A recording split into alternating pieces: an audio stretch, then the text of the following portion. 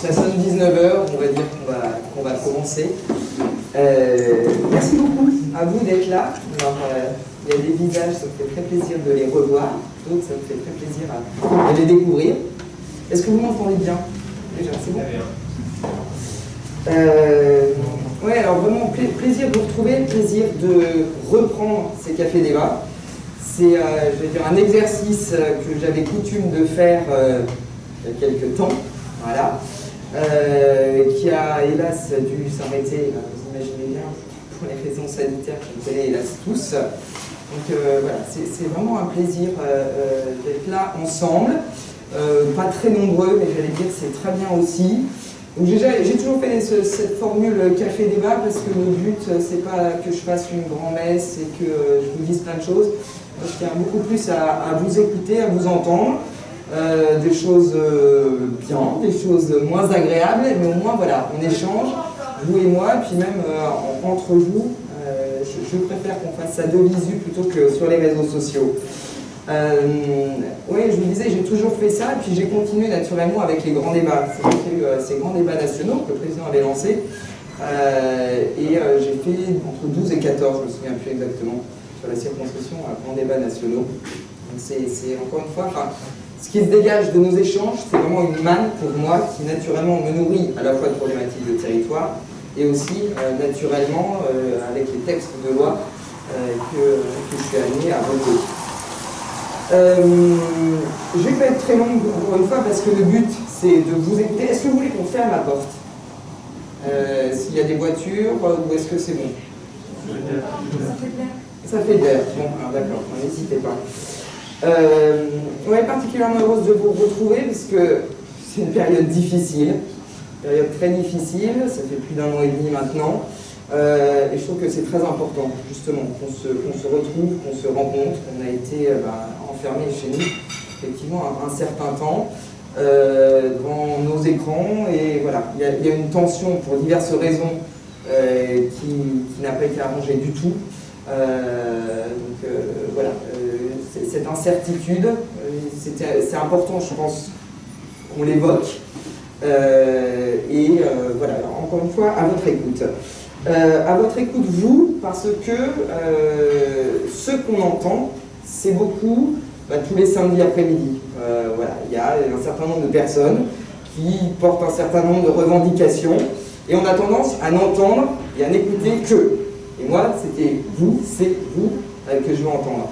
Il y a un certain nombre qui vient me voir régulièrement dans ma permanence, qui me sollicite, et il y a ces rencontres auxquelles je tiens encore une fois énormément. Juste un petit mot avant de lancer les débats sur, j'allais dire, ce qui m'anime. Parce qu'en fait, c'est souvent une question qu'on me pose, surtout quand on vient me voir. C'est déjà, qu'est-ce que c'est qu'un député? Alors, je ne vais pas vous faire un cours sur le mandat de député, mais la manière dont, effectivement, j'allais dire, je vis et je porte mon mandat. C'est vraiment un député, c'est le représentant du peuple.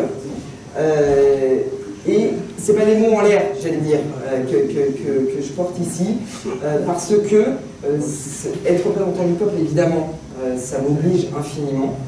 Encore une fois, c'est pour ça que je suis là.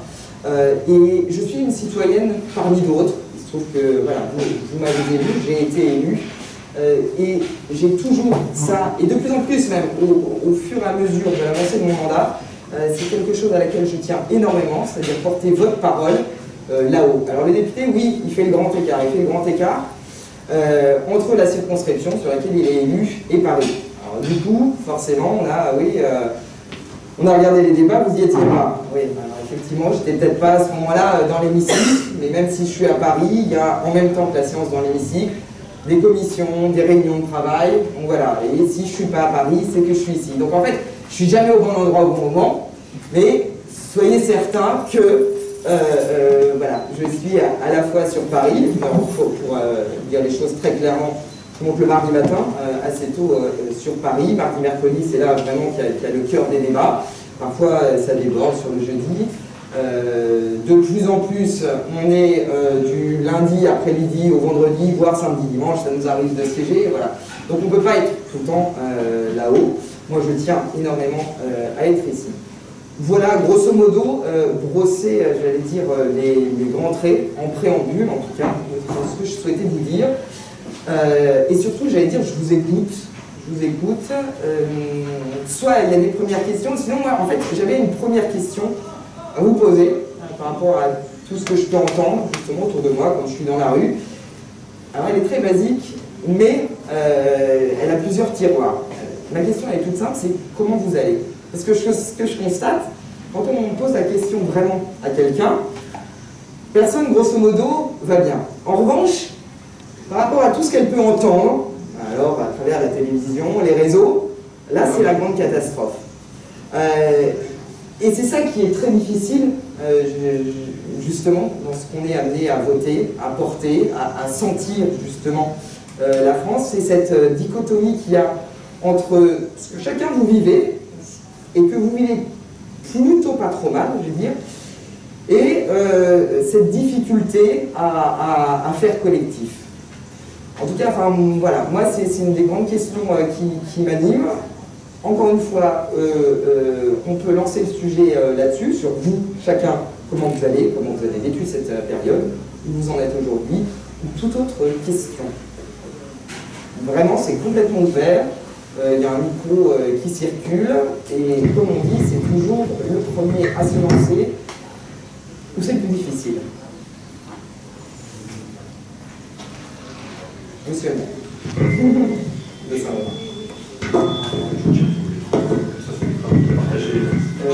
Juste une toute petite question sur ce fameux. S'il n'y avait pas de problème de technique, ce ne serait pas normal. Donc, Tout se teste. Ne fâche pas l'autre. Vas-y. voilà. Oui, alors prends l'autre. J'ai peut-être pas besoin de ça. Oui. Ouais, Bonjour aussi. Allez, vas-y. Sur ce fameux problème de vaccination, Oui. comme je ne suis pas au gouvernement, je peux dire n'importe quoi. Mais moi, je trouve que c'est inadmissible que les gens qui sont en contact avec les étudiants dans les écoles primaires, au collège, au lycée et à l'université ne soient pas tous vaccinés. Je comprends très bien qu'il y a un problème politique, que si on fait ça, il va y avoir des élections et on va dire ça maintenant, mais comment vous croyez que ça va se passer dans les mois à venir? Pour moi, c'est insupportable. Moi, j'étais dans l'enseignement pendant 35 ans. D'avoir des gens qui ne sont pas vaccinés en face d'une centaine d'étudiants, c'est incroyablement bizarre que ça se passe comme ça. Non, mais tu as complètement raison. Ça a fait partie des points durs qu'on a soulevés lors des débats, et même, j'allais dire, en amont des débats. Il y a eu le point personnel soignant. Il se trouve que c'est en plus, voilà, aujourd'hui que l'obligation vaccinale est effective pour le personnel soignant. C'était pas évident pour tout le monde dès le départ, et absolument tout le personnel, les enseignants. Encore une fois, j'aurais pas. T'as tout dit, cette difficulté, mais on a depuis le début, c'est ça qui est très difficile dans cette crise. Et quand on est décideur politique, on est en crise naturellement à plein de doutes, et tout le temps. Il n'y a aucune bonne solution. Je sais quand, voilà, le dernier dimanche de juillet, on a été rappelé justement pour voter, pour finaliser le vote du pass sanitaire. Ça a été un des votes les plus compliqués, parce que sincèrement, il n'y a pas de bonne solution.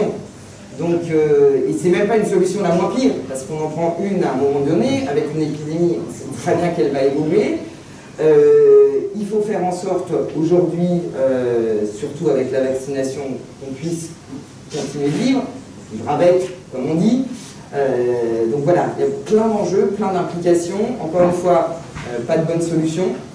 Je pense et j'espère d'un certain côté qu'on regardera dans quelques années tout ça de manière plus posée pour voir quelles décisions ont été les bonnes et celles qui n'ont pas été les bonnes. Moi, je comprends très bien ce que tu mets en avant, encore une fois, parce que moi, je l'ai porté à un moment. Voilà. Mais comme de la même manière, et ça en revanche, je trouve que c'est très important, qu'il n'y ait pas besoin de passe, que ce soit pour les collégiens, lycéens et même étudiants, voilà, tout le monde peut aller étudier, quoi. Je ne vais pas te dire tout noir, tout blanc. Honnêtement, je ne peux pas. Donc ma réponse ne te convient pas, je l'entends. Et voilà.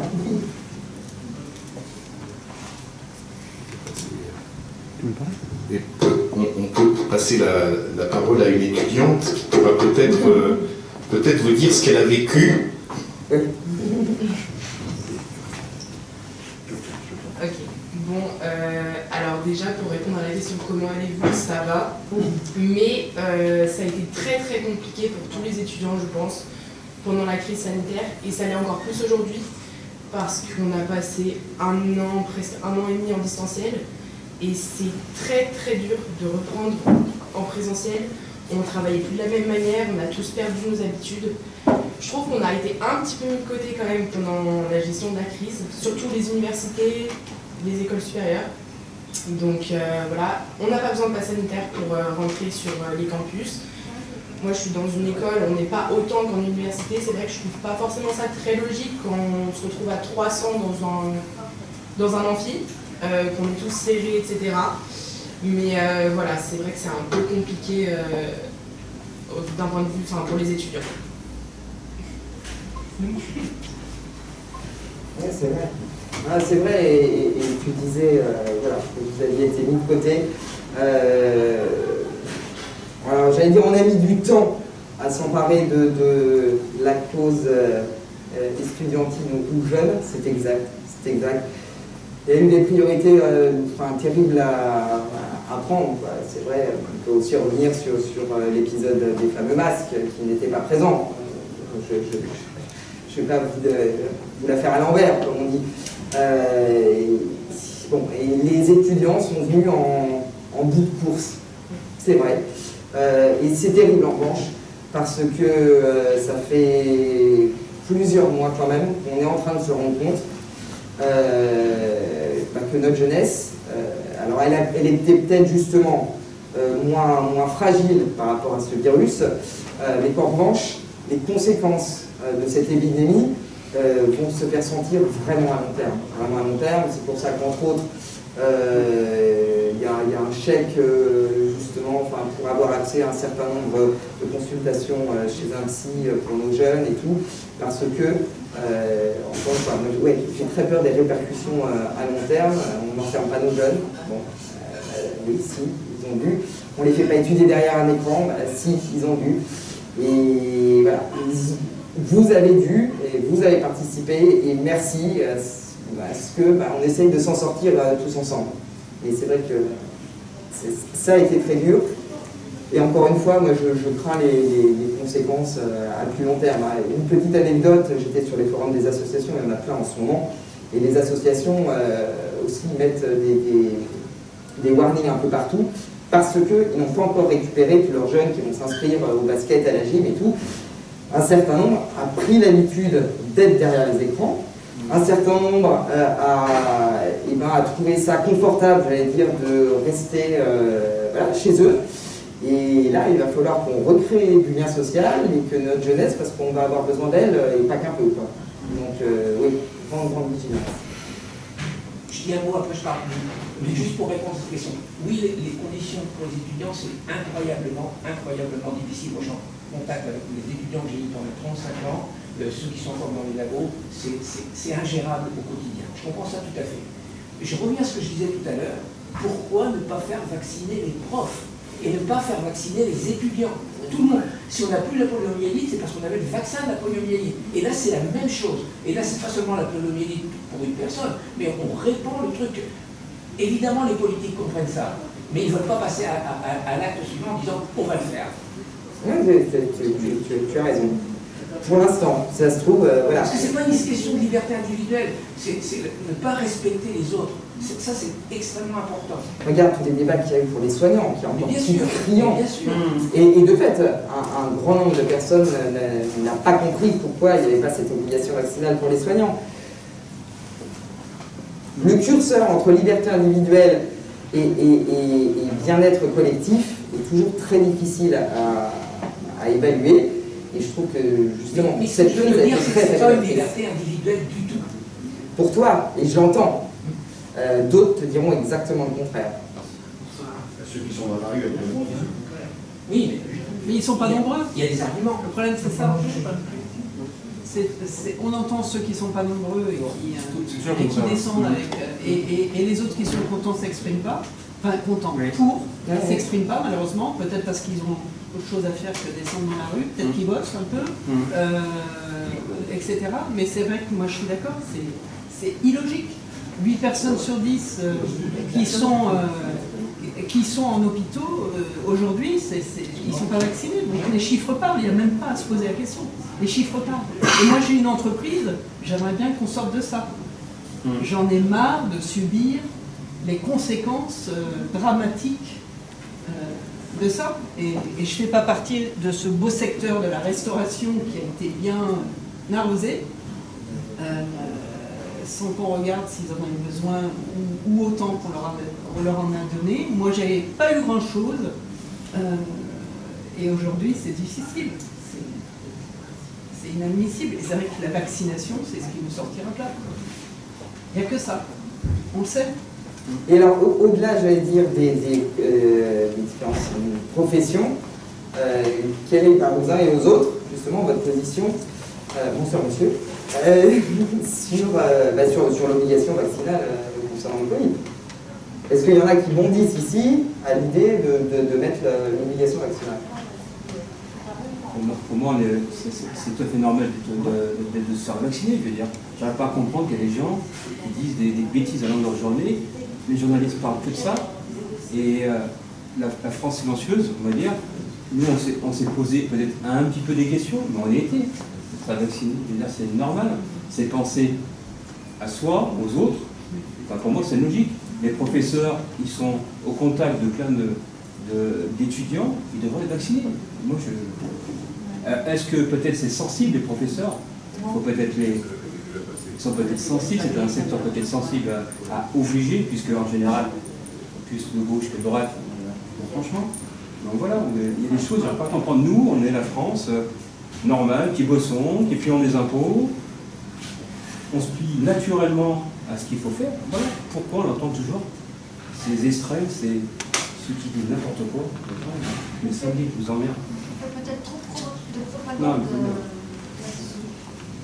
Non, mais c'est ça, on entend, et en particulier sur les plateaux télé, que les anti, que les complotistes, et voilà.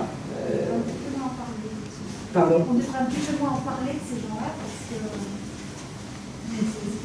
Mais non, Mais il faut le redire plus fort. Oui, en fait, on en parle trop. On parle trop de ces gens-là et ça anime les gens parce qu'ils ont une mauvaise pensée.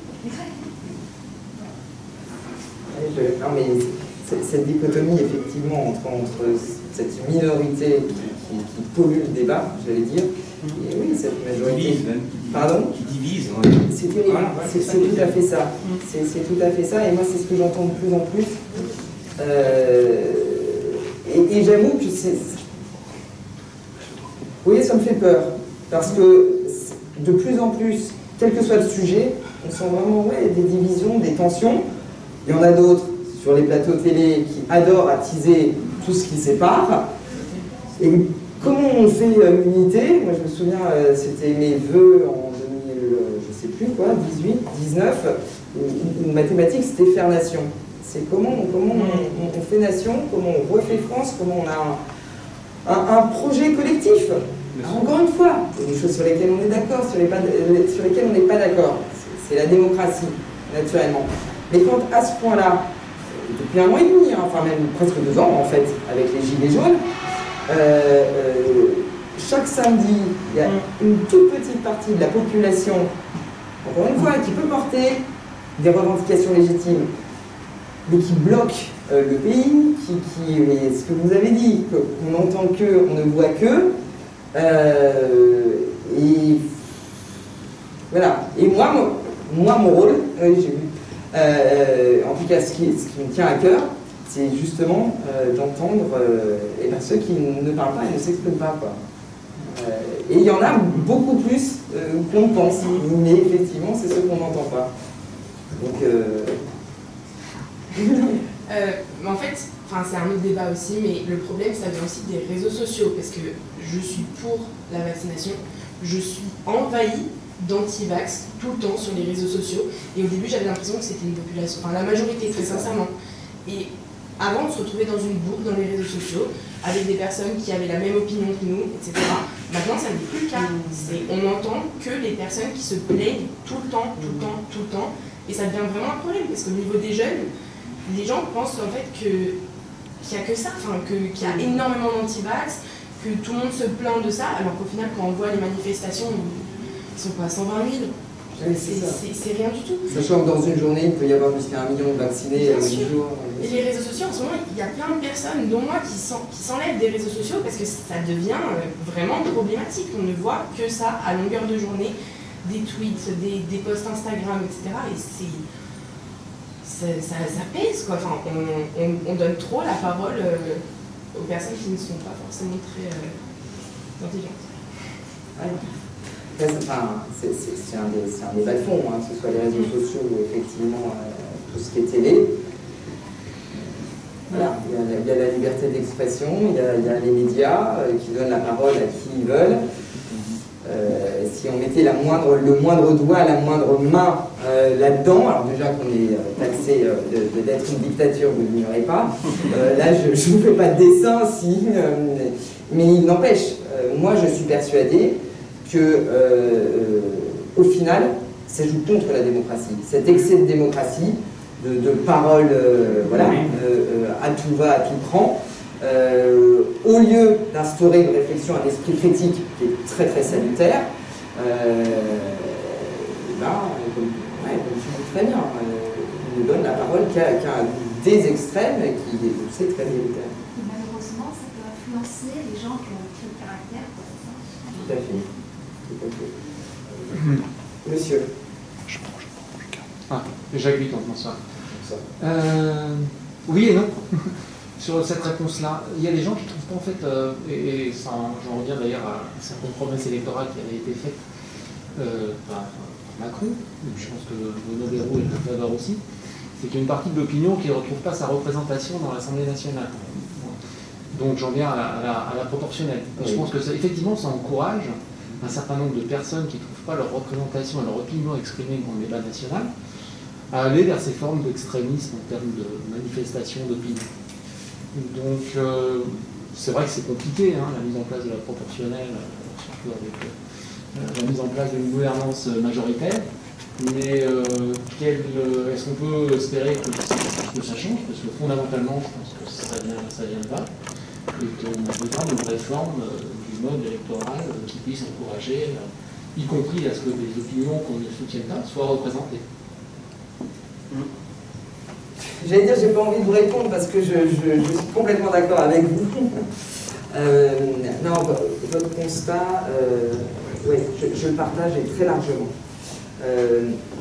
Deux points. Le premier, vous dites, pour partie à juste titre, que le fait qu'un certain nombre de personnes ne se sentent pas représentées à l'Assemblée, du coup, s'expriment autrement, dans les réseaux sociaux ou dans la rue, même bruyamment. Oui, il n'empêche, ce sont aussi des personnes, quand on leur pose la question, qui ne vont plus forcément voter. Alors après, c'est le serpent qui se mord la queue. Il dit, ouais, on ne va pas voter parce qu'on n'est pas représenté, et du coup, ils sont de moins en moins représentés, donc ils vont de moins en moins voter. Bon, il faut sortir un peu de ça. Je reste persuadé quand même que l'offre politique, quelles que soient les élections, est quand même assez pléthorique et assez susceptible de représenter les différentes sensibilités. Bon. Il n'empêche, c'est mon deuxième point, en ce qui concerne la proportionnelle. Moi, je me suis engagé il y a plus de 20 ans en politique. Alors certes, je fais partie effectivement de ces nouveaux élus de société civile d'Emmanuel Macron, mais voilà, j'ai un engagement qui date il y a plus d'une vingtaine d'années. Quand je me suis engagé il y a 20 ans, c'était entre autres pour la proportionnelle. C'est naturellement pas un débat qui date d'hier. Donc je suis naturellement très favorable à ce mode de représentation, qui je pense non, je suis même pas sûr justement que ça apaise les esprits et que ça apaise notre démocratie. Il n'empêche, c'est pas une raison pour ne pas le faire. Alors moi, donc j'ai été élu sur l'étiquette La République En Marche, et il y a un an, à l'Assemblée, je me suis mise dans le groupe parlementaire du Mouvement démocrate. C'est toujours la majorité présidentielle, parce que leur mode, je fais une parenthèse, parce que leur manière de travailler me correspondait bien plus. Et le Mouvement démocrate, c'est vraiment une des idées qui porte de manière très forte. On a déposé une proposition de loi pour la proportionnelle, alors soit intégrale, soit voilà, à un certain pourcentage, ça reste aussi à déterminer. Pour l'instant, on a un agenda législatif tel qu'on n'a pas d'endroit, j'allais dire, où le poser. Et c'est vrai qu'il n'y a pas forcément une grande volonté de la part du gouvernement d'y aller maintenant. Alors on nous dit qu'il faudrait changer la Constitution. Là, voilà, on ne va pas s'amuser maintenant à changer la Constitution juste pour ça. Il n'empêche, je reste vraiment persuadé. Et en plus, c'était un point, je vous parlais tout à l'heure des grands débats nationaux, c'est un point qui est remonté de manière très très forte pendant les grands débats nationaux. Il y avait celui-là, il y avait la reconnaissance du vote blanc. Et moi, je suis aussi persuadé que la reconnaissance du vote blanc ferait baisser considérablement l'abstention. Alors, j'ignore pas ce qu'on me dit. C'est, ben oui, mais si c'est le vote blanc qui a le plus de suffrages, comment on fait? Certes, mais pour moi, c'est aussi un outil pour ramener les gens au vote, parce que, encore une fois, voilà, on a une démocratie, naturellement, enfin, j'y tiens plus que ça, je la défendrai jusqu'au bout, mais toutes les crispations que vous avez évoquées, moi ça me fait peur. Moi ça me fait peur, et pour l'instant, on a justement que cet outil-là, mais qui est le plus bel outil, mais dont les gens ne se servent plus. Alors mince, qu'est-ce qu'on fait maintenant? Mais voilà, donc vraiment très très favorable à la proportionnelle. Alors, moi, pas trop intégrale, parce qu'après, même si c'est difficile, comme je disais tout à l'heure, le fait que le député fasse le grand écart entre son territoire et Paris, alors vraiment c'est un mouvement, c'est un exercice d'équilibriste pas tenté, mais il est important. Il ne faudrait pas que la proportionnelle déconnecte le député du territoire et des personnes. C'est déjà largement le reproche qu'on nous fait. Voilà. C'est déjà le cas, des députés à Marseille qui ne sont pas du tout à Marseille. J'allais te poser la question sur le vote blanc et tu viens d'y répondre et je suis tout à fait d'accord avec toi. Mais l'autre chose qui irait même beaucoup plus loin, c'est que tout le monde devrait être obligé de voter. Ah, le vote obligatoire? Pour tout le monde. Bien sûr. Non, non, mais alors pour moi, c'est le corollaire du vote blanc. Tout à fait. C'est... voilà. Les gens qui se font tuer de partout parce qu'ils ne peuvent pas voter, nous on a le droit de voter et les gens ne vont pas voter. Ah, ben ça, tout à fait. Tout à fait. Ah, mais, évidemment.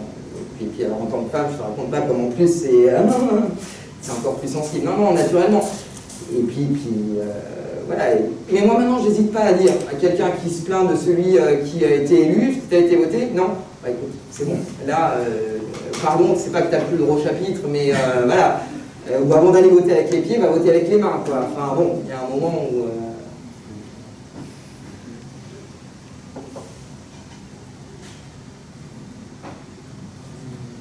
Oui, moi j'ai une question sur la proportionnelle.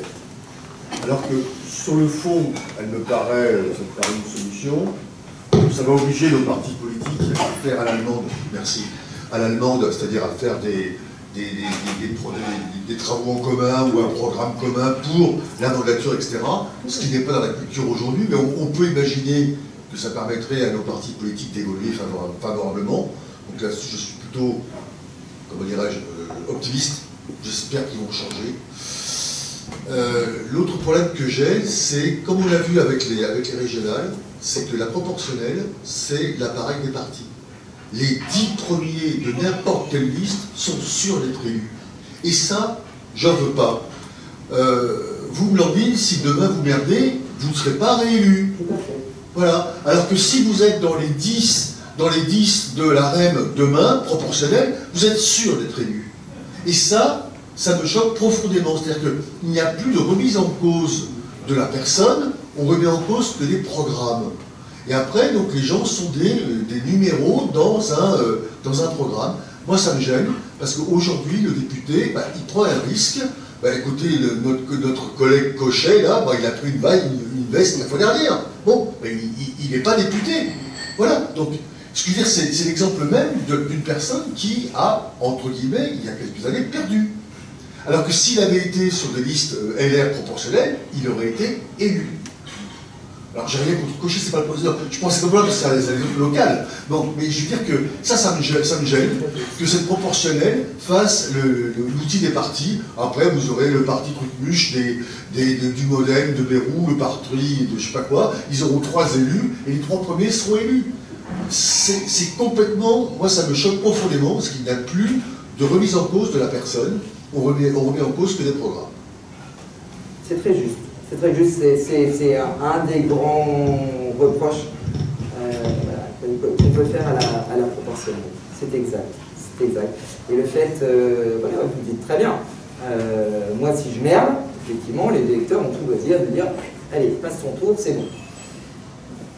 C'est vrai. Et je pense que c'est très important, je suis sûr, en tout cas, encore une fois, c'est ce qui compte dans mon mandat, d'incarner pas que quelque chose, quelqu'un. Et au-delà des partis. Au-delà des partis, c'est vrai. Donc, voilà, il n'y a pas de solution, évidemment, miracle. La certitude qu'il faut faire évoluer nos institutions. Je pense qu'on est vraiment arrivé au bout du bout.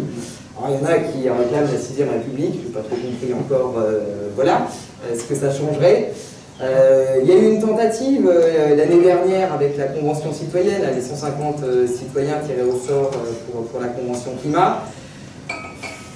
Voilà, alors peut-être aussi plus de contre-pouvoir, que le Parlement joue plus son rôle de contre-pouvoir. Moi je ne vais pas vous dire autre chose, bien que je sois dans la majorité. Vous évoquiez tout à l'heure des sortes de coalitions à l'allemande. Je pense que ça, ce serait déjà une grande avancée.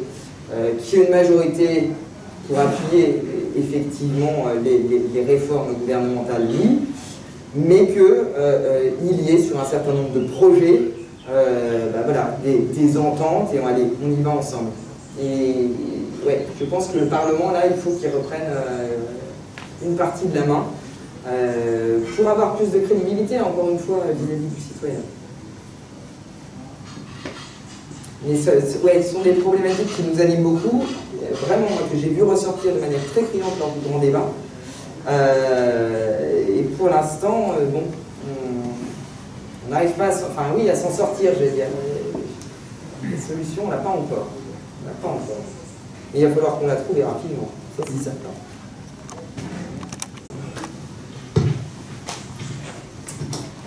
Oui, bonsoir. Bonsoir. Pas facile. Jérôme Trottignon. Je vous ai entendu parler de la Convention citoyenne, donc ça fait et donc on sait que les résultats de la Convention citoyenne, tels qu'ils ont été repris, n'ont pas permis de nous mettre sur la trajectoire qui avait été elle-même trajectoire d'évolution des gaz à effet de serre, qui avait été elle-même prévue par le gouvernement. Le Haut Conseil pour le climat nous dit qu'on est loin du compte. L'état d'organe qui a été décidé par le gouvernement Macron.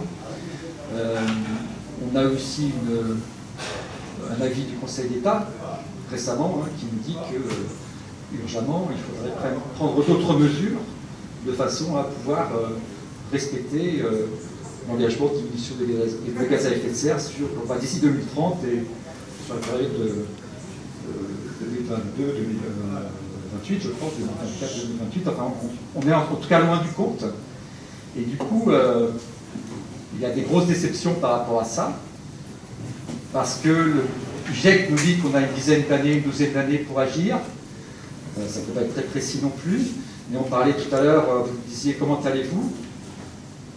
C'est compliqué aujourd'hui pour un jeune de dire bon ben ça va bien, sachant que si on continue comme ça avec cette évolution, on réserve une planète qui n'est pas vivable pour les générations futures. On a déjà des petites prémices cet été avec les dérèglements, les chocs climatiques qu'on a eus. Et donc je me posais la question de savoir, mais qu'est-ce qui bloque? Qu'est-ce qui bloque autant, sachant que c'est une question de survie. Alors là, on est dans la survie par rapport à la pandémie, mais j'espère qu'on va s'en sortir bientôt. Mais par rapport à la question climatique aussi de la biodiversité, on a toutes les informations. On sait qu'on va à la catastrophe si on ne s'y met pas à fond. Donc qu'est-ce qui bloque en fait?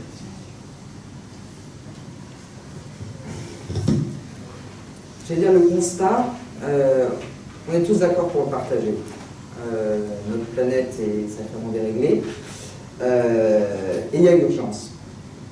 J'allais dire, c'est même pas un constat qui date d'aujourd'hui, c'est un constat voilà, qui date même des années 70. Donc à force d'attendre, là on se retrouve complètement acculé. Je partage. Après, il y a deux modes de fonctionnement, je vais dire. Soit on est guidé que par un certain nombre, j'allais dire, d'impératifs théoriques, soit on essaye de manière pragmatique d'avancer et de changer vraiment les choses. Du coup, on a naturellement choisi cette seconde solution. Du coup, oui, on nous reproche, et encore une fois, je peux l'entendre, que ça ne va pas assez vite, que ça ne va pas assez loin. On a pris, alors attendez, voilà, c'est pour ça que j'ai pris mon papier, pardon, plus de 54 lois pour faire avancer la transition écologique, pour qu'elle devienne une réalité. Bon, après, on peut faire le débat, il y a une inflation législative, ça ne sert à rien. Bon, je vais mettre de côté ce débat-là. C'est-à-dire que c'est vraiment un sujet dont non seulement on a conscience, mais dont on s'empare. Après, il y a quelque chose de très simple, je vous parlais de pragmatisme, hélas. Vous êtes bien plus connaisseurs dans le domaine. Si on veut vraiment agir, entre autres, sur les gaz à effet de serre, et en plus c'est un engagement européen, il faut faire une sorte de taxe carbone. La taxe carbone, on sait ce que ça donne. On sait ce que ça donne, c'est les gilets jaunes, c'est les gens dans la rue. Ça ne veut pas dire qu'il ne faut pas le faire. Ça, je suis d'accord, je suis complètement d'accord. Il n'empêche, il y a peut-être d'autres moyens, progressivement, d'amener les gens à vivre autrement. Voilà, donc je vous fais une réponse, encore une fois, je sais qu'elle ne vous satisfera pas, mais je préfère de loin une écologie pragmatique qui permet petit à petit d'avancer. Il y a un certain nombre de primes à la rénovation qui sont ultra financées par le gouvernement pour justement inciter les gens à ce qu'il y ait de moins en moins de passoires thermiques, ce genre de choses, des primes à la mobilité pour les voitures électriques, enfin bon, donc oui, il y a des aides pour que les gens soient accompagnés dans cette transition écologique. Ce ne sera jamais assez, je l'entends, il n'empêche, voilà, pardon? Non, mais ça peut être assez si on va effectivement plus loin. Oui, et alors après, il y a aussi un second point, c'est que tout seul dans notre coin, ça ne sert absolument à rien. Donc tout ce qui est, j'allais dire, tout ce qui est décidé au niveau national, c'est vraiment, enfin, il y a eu un certain nombre d'avancées au niveau de l'Europe, parce qu'il y a eu la volonté, en particulier du président Macron, de faire avancer même l'Europe dans ce domaine-là. Alors, sur le fait d'être seul, en fait, précisément avec l'Europe, nous ne sommes pas seuls. Donc, on a quand même un volume d'émissions de gaz à effet de serre qui est plus important. Et puis, on ne tient pas compte souvent de nos émissions importées. Quand on donne le pourcentage de 1% d'émissions mondiales pour la France, très souvent, on ne tient pas compte des émissions importées. Et elles sont très importantes pour les Français. C'est-à-dire le contenu carbone de nos importations, tout simplement. Et d'autre part, alors je réagis un peu sur les gilets jaunes, la taxe carbone, qui est un des éléments de déclenchement des manifestations, en fait, il y a des chiffres qui sont arrivés à l'époque, on s'est bien rendu compte qu'on avait à peu près 20% des revenus de la taxe carbone qui allaient à la transition écologique et à l'environnement. Pour qu'on ait une taxe carbone avec de la justice sociale, il faut redistribuer tout, c'est 100% qu'il faut redistribuer, et précisément à ceux qui ont envahi les ronds-points à cette époque-là et qui ne pouvaient pas faire autrement que de prendre leur voiture, qui étaient des ménages très défavorisés parfois, et donc qui effectivement se faisaient avoir. Voilà. Donc il y a une manière de faire, en fait. Ce que je veux dire, c'est qu'il y a une manière de faire. Il faut ajouter, si on parle de taxe carbone, qu'on a maintenant, prochainement, en tout cas le Parlement européen et la Commission se sont accordés là-dessus. Alors c'est une commission qui a été organisée par Yannick Jadot, donc je le signale, un ajustement carbone aux frontières. qui ressemble un peu à une taxe carbone, pour éviter justement qu'on ait trop d'émissions importées, de façon à ne pas pénaliser nos industriels à l'intérieur du marché européen. Ça va dans le bon sens. Mais oui, je conclue en disant qu'effectivement, il y a quand même un manque de volonté politique face à un enjeu qui est énorme. Et tout ce qui est cité comme mesure que vous avez cité, c'est effectivement, ça va dans le bon sens, mais on ne met pas suffisamment, par exemple, d'argent dans l'isolation thermique. Et notamment pour les plus défavorisés, ça se fait, mais pas suffisamment. Parce qu'ensuite, en termes de pouvoir d'achat, l'isolation thermique, c'est très important. Ça permet aussi de faire des économies de budget pour les ménages. Voilà, je parle. Non, mais vous avez raison, ce ne sera jamais assez. Mais il n'empêche, il n'y avait pas, il y a. Et même, elle a été étendue, autant que je sache, cette prime, en particulier cette prime à la rénovation. Donc, voilà. C'est pas que ce sera jamais assez, je suis désolé de reprendre, c'est que si on y met vraiment les investissements qu'il faut, les financements, les subventions, les dégrèvements fiscaux, on y arrivera. Simplement, les sommes qui sont mises sur la table aujourd'hui ne sont pas suffisantes. D'accord. Donc à ce moment-là, ce sera assez. Voilà, ça je veux dire. Pour la part française, bien sûr, je sais bien qu'on n'est pas... Non, mais je comprends. Je suis naturellement pas d'accord avec vous en ce qui concerne le manque de volonté politique. Parce que sincèrement, je pense que beaucoup, pas assez j'entends, beaucoup a déjà été fait dans ce domaine-là. Le fait que ce soit le président lui-même qui décide de cette convention citoyenne, pour moi, c'est pas anodin, c'est un symbole fort et c'est plus qu'un symbole. Voilà, le fait que là, il y ait un grand plan concernant le ferroviaire, les toutes petites lignes qui sont réhabilitées. Ah bon, c'est effectivement des millions d'euros qui sont mis sur la table, qui participent très clairement à cette transition. Alors, même j'allais dire, il ne faudrait plus qu'on utilise ce terme de transition écologique parce que pour le coup, oui, il y a urgence. Donc là, il va falloir. Bon. Mais vraiment, tout mis bout à bout, vous parliez, vous avez raison, de tout ce qui est gaz à effet de serre importé, le fait qu'on relocalise, voilà, c'est la première fois depuis 15 ans qu'on a nos industries qui réaugmentent. Ça montre bien et ça participe aussi à préserver notre planète. Il y a aussi un grand besoin de pragmatisme. Moi, je vois des choses sur les réseaux sociaux, notamment concernant l'écologie, sur par exemple la taxation du fuel des cargos.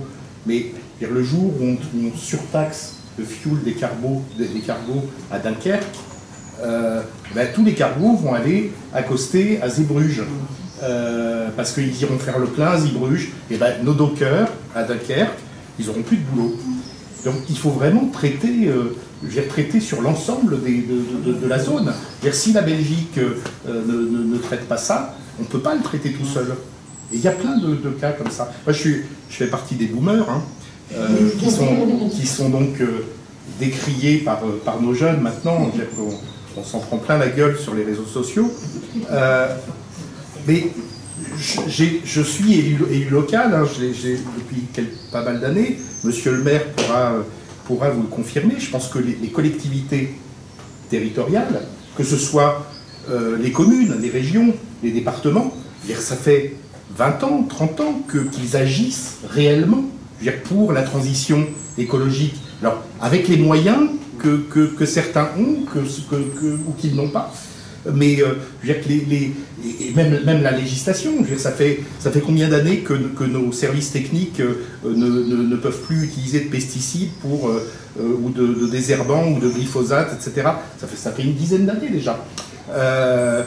Alors ils les arrachent à la main, ça devient difficile, mais ils le font.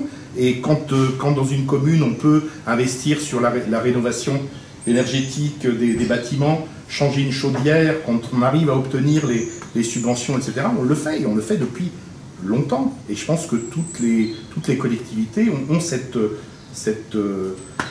envie. Alors après, le problème, c'est le pognon. C'est vrai qu'on est tous, tout le temps, à chercher de l'argent partout, et à aller en réclamer un peu à M. Wauquiez, en réclamer un peu à l'ex-département, donc à la métropole, mais Bon, mais il y a vraiment une volonté, et même des entreprises maintenant. C'est-à-dire que les entreprises, alors on peut dire que c'est du greenwashing, mais les entreprises se mettent ont vraiment une volonté de participer à cette chose-là. Mais il faut quand même avoir une démarche pragmatique et penser à tout le monde. C'est-à-dire quand on pense à nos agriculteurs, etc., l'histoire du glyphosate, c'est vraiment un gros problème pour les agriculteurs. Le problème n'est pas réglé. Il n'est pas réglé. C'est-à-dire que le jour où... alors ça marche, on peut très bien s'en passer à certains endroits, mais ailleurs, ou alors c'est des croissances. Dit, monsieur, vous cultiviez 3000 tonnes, maintenant vous allez en cultiver 1500. Alors vous gagnez 800 € par mois, demain ça sera 400. Ou alors, il y a toujours besoin d'avoir une démarche pragmatique sur pas mal de choses. Et global. C'est ça la grande difficulté. Correspondre à un enjeu de santé publique. C'est vrai, mais il y a des gens qui disent qu'il faut mettre tout sur l'écologie. Dire tout sur la transition parce qu'il y a un problème sur la planète. Mais il y en a d'autres qui vont vous dire qu'il faut mettre tout sur l'éducation. Parce que ce dont notre pays le problème dans notre pays, c'est l'éducation. C'est qu'on a un problème de formation évident qui a été pas mal réglé, c'est amélioré ces dernières années, mais on a 1 million de demandes, de demandes d'emploi qui ne sont pas pour lesquelles il n'y a personne en face. Aujourd'hui, on a 3 millions de chômeurs et 1 million de demandes d'emploi. Il y a des gens qui ne sont pas formés. Voilà. Il y a la justice aussi. Il y a la police de proximité aussi.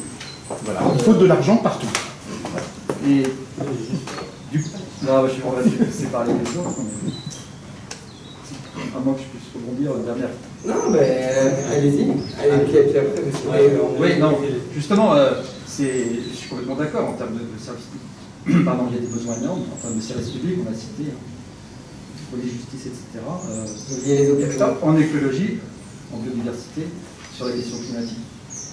Et Bruno Le Maire me fait un peu peur. Parce qu'il m'inquiète. Parce qu'aujourd'hui, il dit, bon, quoi qu'il en coûte, ça va bientôt se terminer. Et par contre, il n'y aura pas de quoi qu'il en coûte pour des sujets qui sont tout aussi importants, bien entendu très différents, comme la question écologique. Et là, ce qui est annoncé, en tout cas, quand on écoute, c'est on va rembourser la dette. On va rembourser la dette, et pour ce faire, on va notamment contrôler les dépenses. À l'heure où on a un besoin urgent, dans plusieurs domaines, de dépenses publiques et d'investissement public.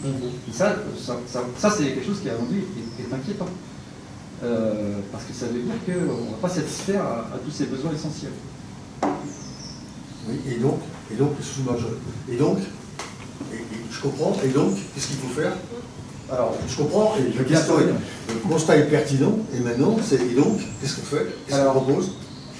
Alors, vous posez, je peux répondre? Bon, ah ben oui, non, mais ce que j'aime beaucoup, c'est quand le débat se met entre vous. Et donc, sur les réseaux sociaux, vous êtes en train de... Retournez la caméra. Vous êtes en train de poser le débat de la dette publique. C'est-à-dire, si on ne souhaite pas augmenter les impôts, je pense qu'il y a certains impôts qui devraient être rétablis, notamment par rapport à l'impôt sur la fortune. C'était une erreur dramatique de début du quinquennat de l'avoir supprimé. En termes de cohésion sociale et justice sociale, enfin c'est un autre problème, je vais faire la parenthèse. Donc pas d'augmentation d'impôts, on augmente effectivement les dépenses et surtout les dépenses d'investissement, puisque ça nous préserve, ça prépare l'avenir. Et donc on continue, comme on l'a fait pendant le quinquennat, à augmenter la dette publique. Même avant la crise Covid, on était à peu près, on était à près de 100% du PIB pour la dette publique. Donc, elle a augmenté avant la crise Covid, durant ce quinquennat. Et donc les taux d'intérêt aujourd'hui sont très bas. On emprunte à taux zéro aujourd'hui. La France emprunte à taux zéro. Et donc on peut continuer. On peut continuer à emprunter. Et puis il y a un autre débat sur, mais là ça nous mène à quelque chose d'un peu plus technique, sur la dette publique qui a été rachetée par la Banque Centrale Européenne. Si vous voulez, je peux en parler, mais bon. J'ai déjà fait une première réponse.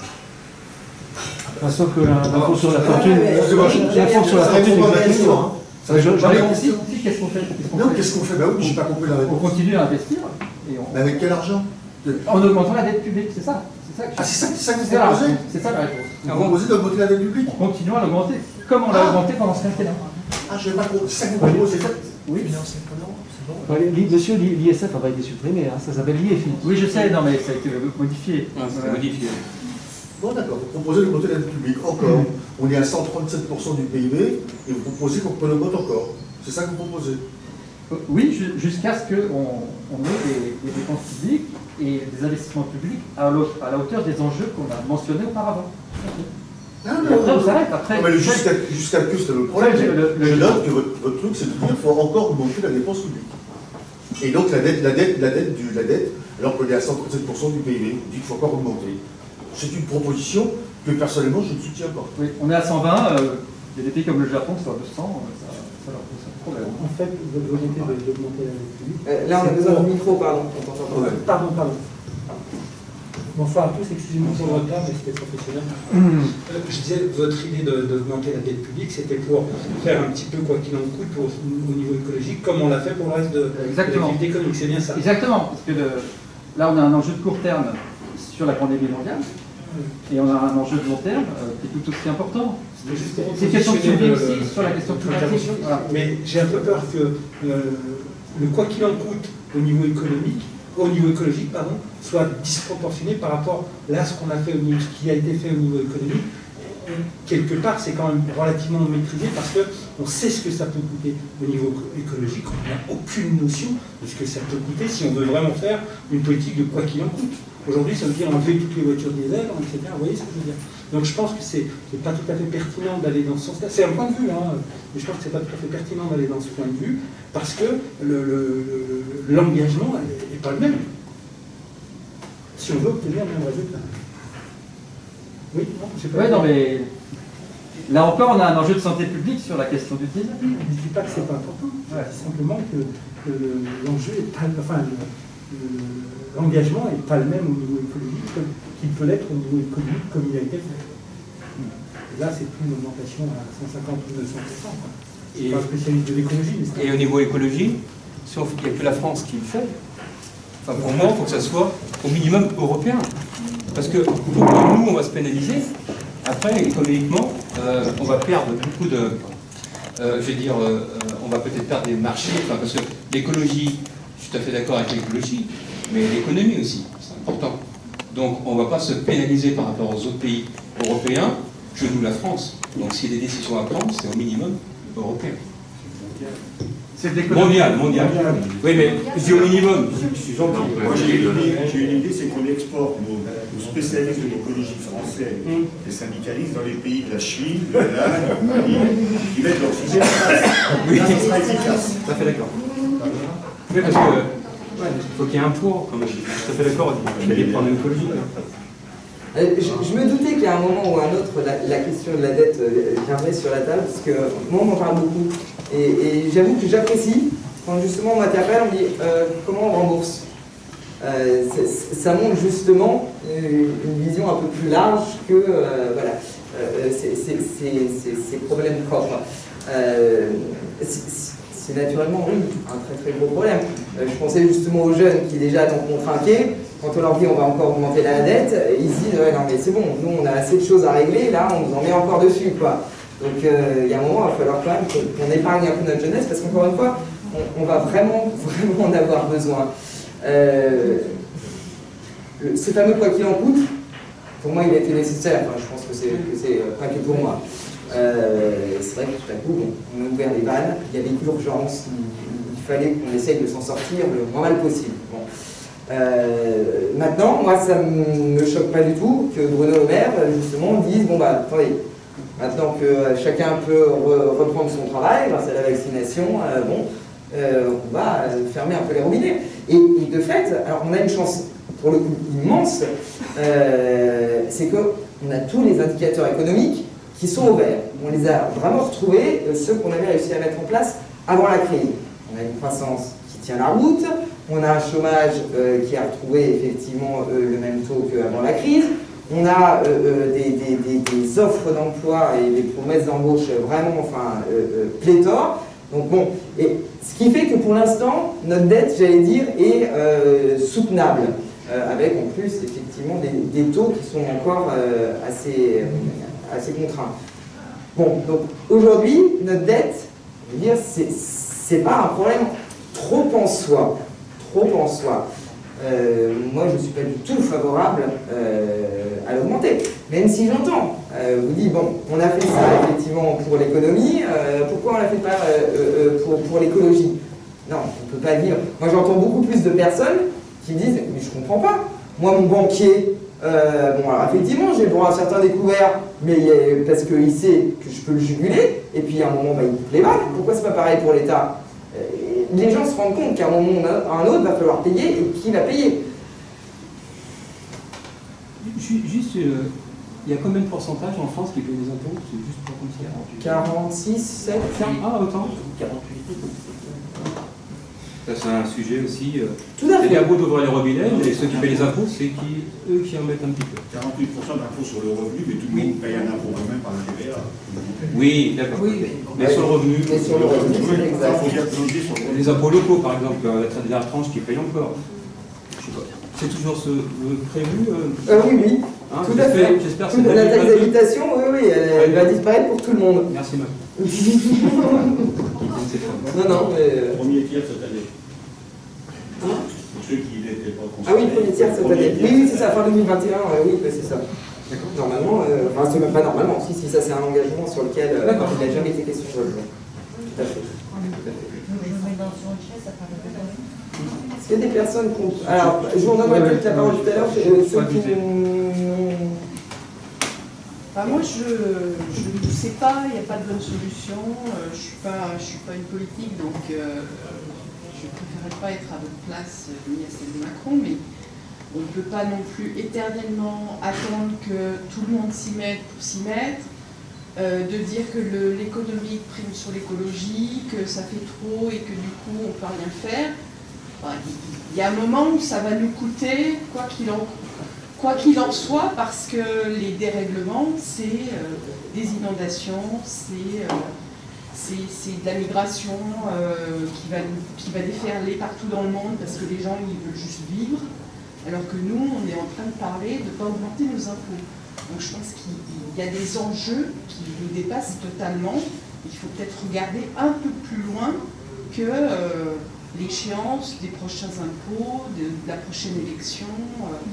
Enfin voilà, les jeunes, oui, la dette, c'est pas anodin, certes, mais la vie qu'ils vont avoir dans 15 ans, dans 20 ans, c'est peut-être un peu un sujet pire que le remboursement de la dette.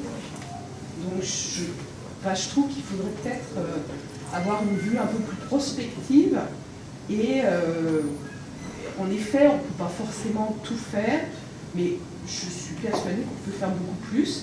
C'est des questions de priorité.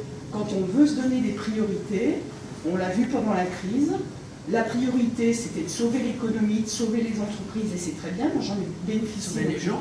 Je ne crache pas dans la soupe. Hein. D'abord sauver les gens, excusez-moi, mais c'est Oui, d'abord non, sauver les gens. Non, mais c'est pas que l'économie qu'on a voulu sauver. Oui, non, mais sauver les gens, d'accord, mais enfin, il y a beaucoup d'argent qui a été mis aussi pour la sauvegarde des entreprises et des emplois. Et c'est pas une critique, je dis c'est une réalité. On a choisi ces priorités-là. Voilà, je suis pas contre. Je pense qu'il y a aussi des choix politiques difficiles à faire pour donner la priorité à un certain moment à l'avenir pour les jeunes, à l'avenir de l'écologie, à la biodiversité. Alors, je ne dis pas qu'il faut faire tout d'un coup et que le curseur bascule totalement, mais je pense qu'on ne se rend pas compte de l'urgence de redresser un certain nombre de barres et de diminuer cette pression-là. Demain, regardez ce qui se passe partout dans le monde.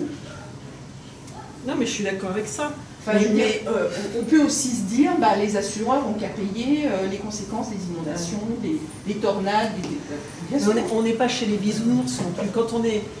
Quand on parle d'écologie, tout le monde, je crois, est une âme écolo. Enfin, on est tous Non, mais pour c'est notre facile à dire, je suis écolo, bien sûr, non, je pas du comprends. tout, pas du Sauf tout. qu'après, Mais il faut des frais. ce que je reproche un petit peu à ce Faut des type frais. de discours, enfin, je pense qu'on ce que je reproche un petit peu à ce type de discours, c'est que moi j'ai l'impression que les écologistes aujourd'hui c'est les bisounours, quoi. Il faudrait tout mettre dans l'écologie. Non, mais laissez-moi terminer. Il faudrait tout mettre dans l'écologie, alors qu'en fait non, c'est pas possible. Non, mais vous en parliez. Il faudrait, parce qu'on a dépensé pour la vie humaine. Le Covid, c'était quoi? C'était sauver les gens d'abord, madame. C'était pas sauver l'économie, parce que si on voulait sauver l'économie, on nous aurait pas mis à plat au niveau des entreprises. Excusez-moi, mais voilà. Mais c'est l'écologie, c'est pas si simple que ça. Je veux dire, vous êtes toujours en train de tout critiquer. On vous dit qu'il y a des choses qui sont faites, mais vous les entendez jamais. Moi, je sais pas, j'ai des enfants qui sont jeunes aussi, mais on est obligé de faire dans tous les domaines. Et aussi de penser à l'écologie, je suis bien d'accord avec vous. Mais dites pas que rien ne se fait. J'ai l'impression que moi ce que j'entends, c'est un peu facile ça, aussi de dire ah de toute façon les écolos ils sont que des bisounours. Mais non, je suis désolée, je suis pas spécialement écologiste. Simplement, je trouve que moi je fais un certain nombre de constats. Mais c'est pas simple. Mais j'ai pas dit que c'était simple. J'ai même commencé par dire je ne sais pas quelle est la solution. Je dis simplement qu'en tant que citoyenne, je trouve qu'en tout cas, on devrait faire plus. Je vais quand même répondre. On parlait d'investissement. Le plan de relance, il a été donné. Il y a quand même 100 milliards, il y a 40 milliards qui ont été donnés à la France. Il y en a 100 milliards au total qui arrivent. Et sur ces 100 milliards, il y a 30 millions qui sont prévus pour la transformation écologique. Ah oui, la rénovation. 100 milliards, 30 millions, excusez-moi. 30 milliards. C'est quand même 70% qui fléchés vers quoi?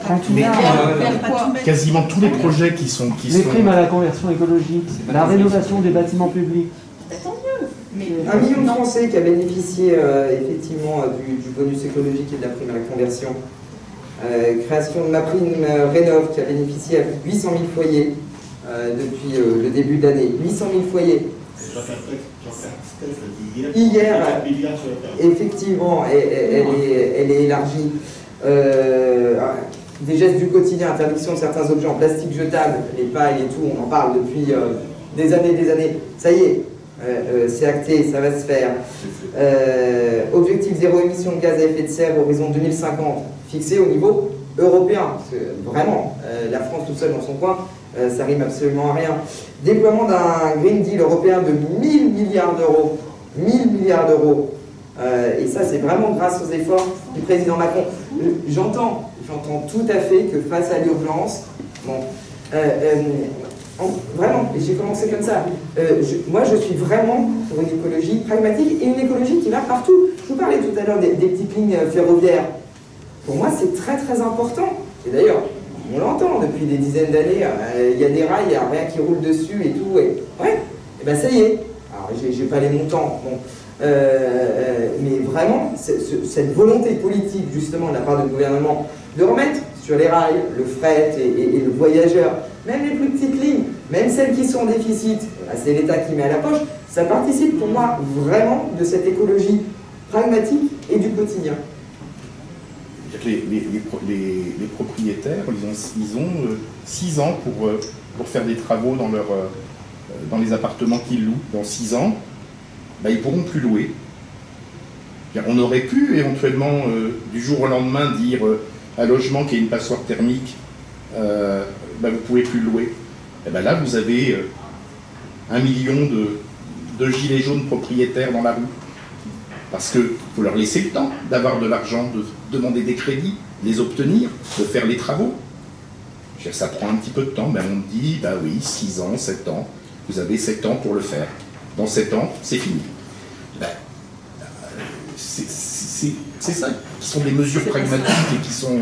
On ne peut pas tout arrêter du jour au lendemain et dire, monsieur, votre logement, on le détruit. Reconstruisez tout. Il n'y a pas une banque qui suit. Tu as raison. Autre chose à laquelle je pense, et qui aussi sur le long terme, on a mis dans les programmes scolaires, justement, cette éducation au développement durable. Il n'y avait pas avant. Alors, on parlait d'éducation, c'est évidemment primordial. Enfin, on ne s'en sortira pas si on n'a pas des enfants voilà, qui sont cultivés et éduqués. Bon, voilà, c'est dans le programme obligatoire chez les gamins. Il y a voilà, plus que cette sensibilité, vraiment cette éducation. Oui, alors du coup, on fait le pari, effectivement, que dans 15 ans, 20 ans, on en fait des citoyens. Après, on peut aussi épiloguer dessus. Enfin, voilà, c'est les gamins qui rentrent à la maison, qui disent « Ah non, mais maman, tu fais pas le tri et tout. » C'est aussi ça, pour moi, l'écologie pragmatique et du quotidien.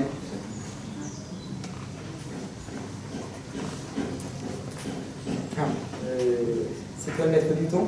Non. Je vois qu'il passe par contre. D'accord.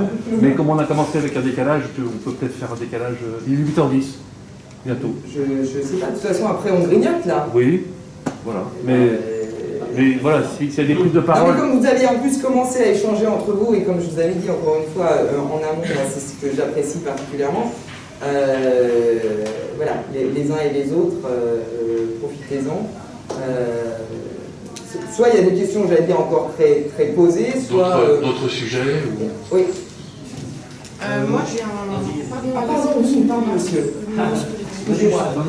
Pardonnez-moi, bonsoir, madame le député, voilà, si j'ai fait un petit peu de faute de français, pardonnez-moi, parce que je ne parle pas très correctement. Je suis auto-entrepreneur dans le bâtiment.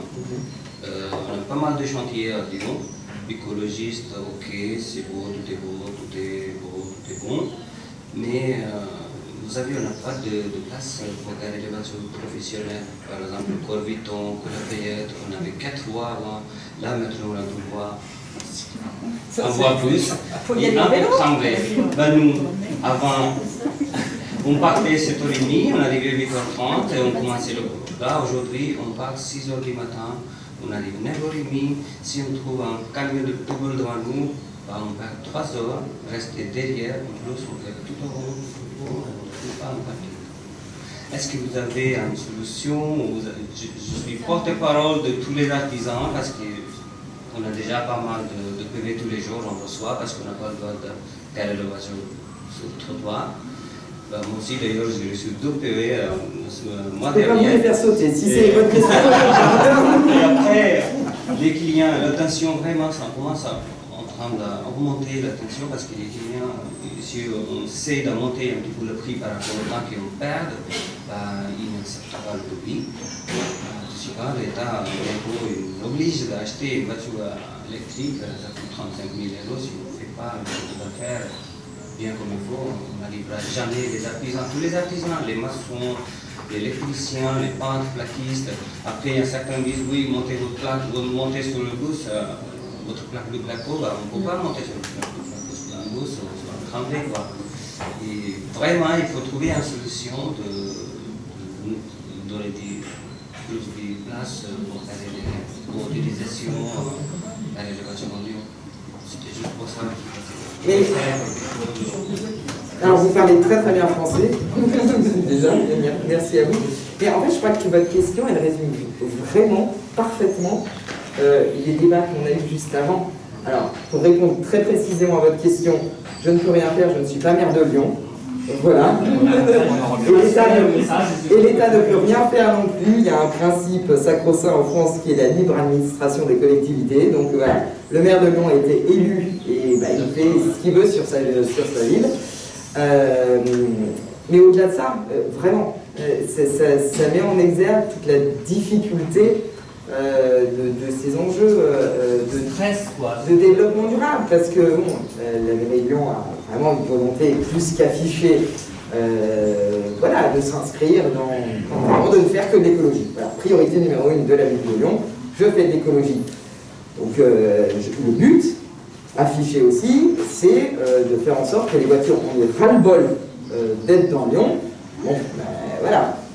Mais à l'inverse, et vous le dites très très bien, et bien ceux qui bossent, qui ont besoin de bosser, et puis qui répondent aussi à des attentes, sont pénalisés. Donc, encore une fois, vous avez tout dit grâce à votre exemple, et je suis confuse, je ne peux vraiment rien faire, c'est même pas un mot en touche, c'est voilà. mobiliser tous les artisans et bloquer la mairie pendant 10 jours. Et ben c'est ça qu'on est en train de faire. Ouais, non, mais là, j'ai entendu qu'il y avait des le pause soucis, moi. déjeuner. Et vous aurez des autorisations. C'est vrai, le pause déjeuner, et tout le monde ils disent bah, on va, allez, on va. C'est pas une solution, on va trouver une solution vraie solution. En plus, si vous faites des travaux moins chers, des travaux moins chers, voilà, et je trouve même pas un centime pour cette année. Au moins 3 km pour décharger le voiture et pour monter à 3e, 4e étage, c'est un. C'est d'ailleurs un des gros problèmes de la libre administration des collectivités territoriales. C'est qu'au final, on est élu dans une commune, mais quand c'est une grosse commune comme Lyon ou Paris, il n'y a que les gens qui vont en voiture dans la commune ou qui vont travailler dans la commune, ils n'habitent pas à Lyon, ils n'habitent pas à Paris. Et ils votent pas à Paris, ils votent pas à Lyon. Et donc, c'est vrai qu'à Paris, les Parisiens sont très contents qu'on exclue les voitures de Paris, mais les banlieusards, c'est pas la même chose. ils ont le métro. Quand ils peuvent. Quand ils peuvent. Moi j'allais changer de sujet, donc si j'avais quelqu'un qui a quelque chose à dire avant. Bon. C'est pas une question, c'est plus un constat, c'est d'un point de vue de la sécurité. J'avais répondu à une enquête du ministère de l'Intérieur sur la sécurité.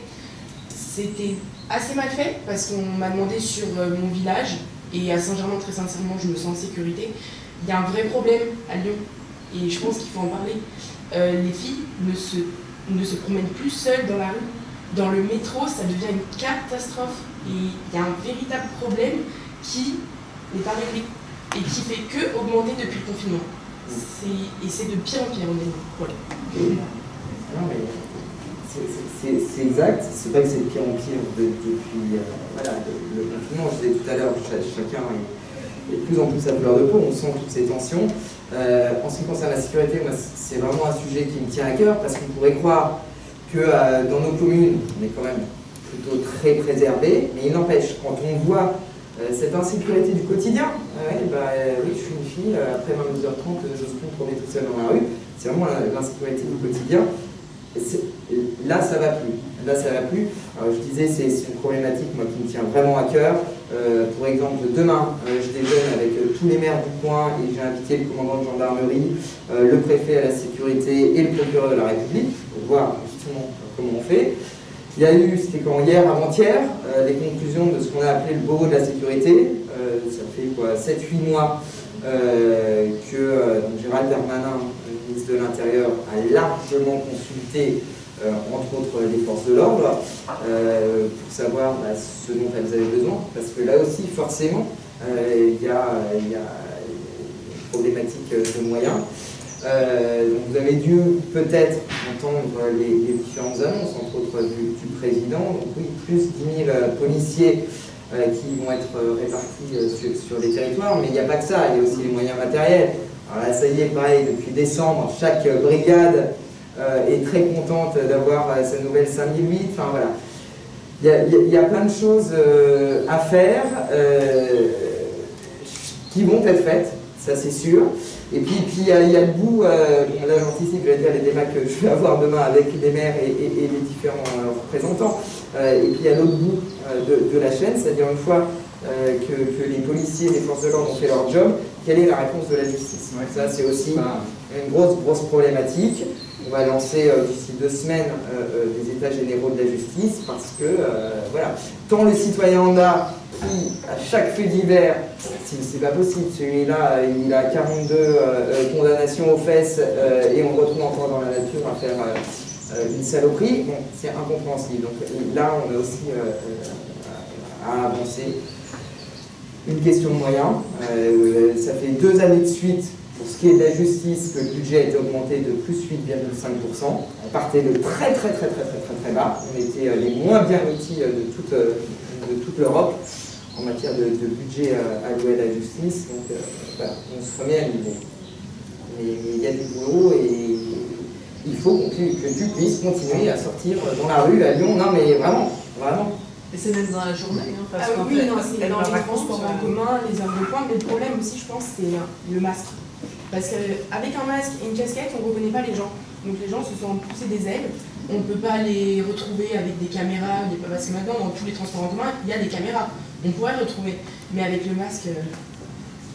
Est-ce que ce que disent les filles aujourd'hui, honnêtement, c'est inadmissible. J'ai envie de rajouter le témoignage de ma fille, qui a à peu près 25 ans, et qui, rentrant de l'étranger, pas très loin, c'était la Belgique, a retrouvé un sentiment d'insécurité qu'elle n'avait jamais connu en Belgique, à Bruxelles, où elle sortait, et les gens à Bruxelles, ils sont comme en France, ils portent des masques. Donc il y a peut-être un souci plutôt de question de culture, de comportement, quoi.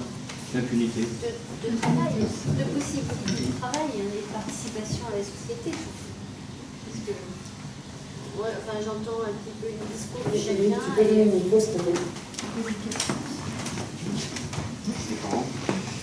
Moi, en fait, j'entends les discours de chacun et qui sont tous très défendables et très honorables. Nous, on est tous les trois, on est dans la formation professionnelle et dans l'emploi, mais pas l'emploi pour une personne lambda. On est dans la défense des droits de ceux qui sont le plus fragilisés dans la société, soit par du handicap ou de la marginalisation, parce que statut d'étranger, etc. Et je pense que, bien sûr, les enjeux de société sont importants aujourd'hui, après le Covid, mais je pense que la meilleure leçon à tirer de cette crise qui nous a touchés, c'est de se rendre compte qu'on est tous touchés par cette grande vulnérabilité. Et je pense qu'il faudrait peut-être actionner une intelligence un peu plus collective. C'est-à-dire que le quoi qu'il en coûte, eh bien oui, Madame Rocard disait, enfin Blandine disait, la croissance est repartie, etc., etc. Je pense que l'État a joué son rôle, c'est-à-dire son rôle d'assistant pour que l'économie se maintienne, et elle s'est maintenue. Et je pense que quoi qu'il en coûte, de nombreuses entreprises et de nombreuses personnes, y compris les petites PME, en ont profité. Hein. Les gens sont restés en emploi, il y a eu des choses pas mal de faites. Sauf que ce que l'on ne voit pas, souvent, hein, le point de vue, c'est la vue d'un coin, c'est-à-dire qu'on peut tous défendre et prêcher pour sa paroisse, mais je pense que, alors bien sûr, l'enjeu économique, c'est primordial, parce que sans économie, sans les entreprises, eh bien, on n'en serait pas là. Évidemment, l'écologie, bien entendu, mais c'est un sujet mondial, comme disait monsieur, c'est-à-dire qu'aujourd'hui, il faut tous se sentir concernés et apporter sa contribution, si petite soit-elle, effectivement, de nos enfants. Mais ce que je voulais dire quand même, c'est que nous qui travaillons dans le handicap, on a des aménagements pour les personnes et on parle d'un mot qui devrait peut-être être plus utilisé, c'est-à-dire qu'on fait des choses raisonnées et raisonnables. C'est-à-dire qu'en face, est-ce que oui, on investit, mais en face, c'est quoi l'enjeu? C'est quoi l'enjeu pour le collectif, pas forcément pour l'individu. Et si on remet ça dans l'ordre de la société, du point de vue d'une entreprise, d'un chef d'entreprise avec des charges, moi je comprends la pression. Et je pense que l'État a joué son rôle, et on peut au moins le remercier pour ça.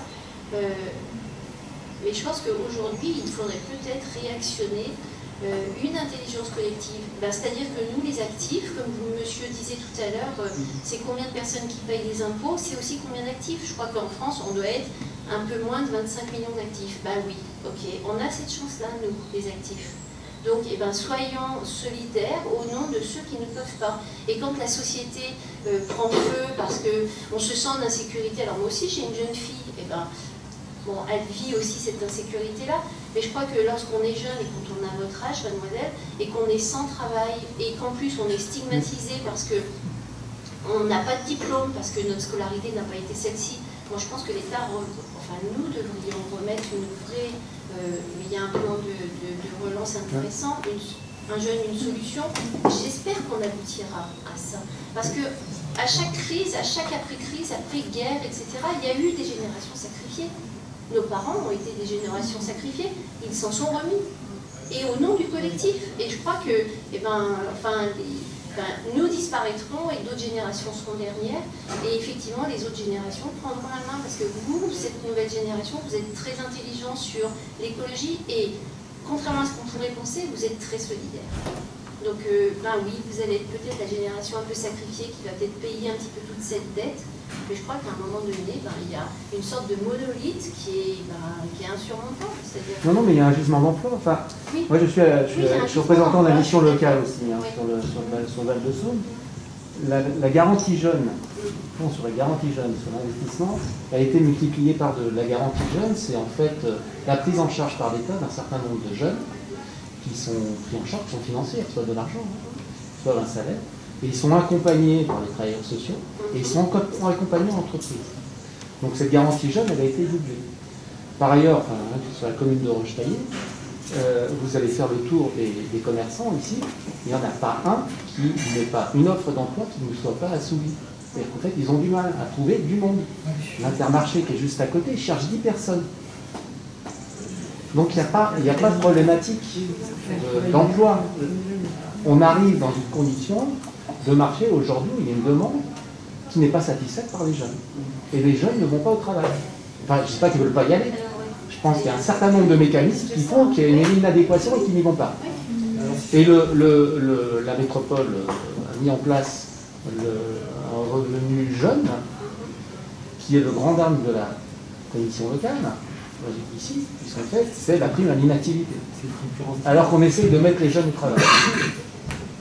Donc, y compris les travailleurs sociaux de la mission locale sont, entre guillemets, énervés contre ce salaire de maintien dans l'inactivité pour les jeunes qui, effectivement, plutôt que d'aller trouver des solutions au travers des dispositifs type garantie jeune, vont dans un mécanisme d'assistanat et d'inactivation, sur du long terme.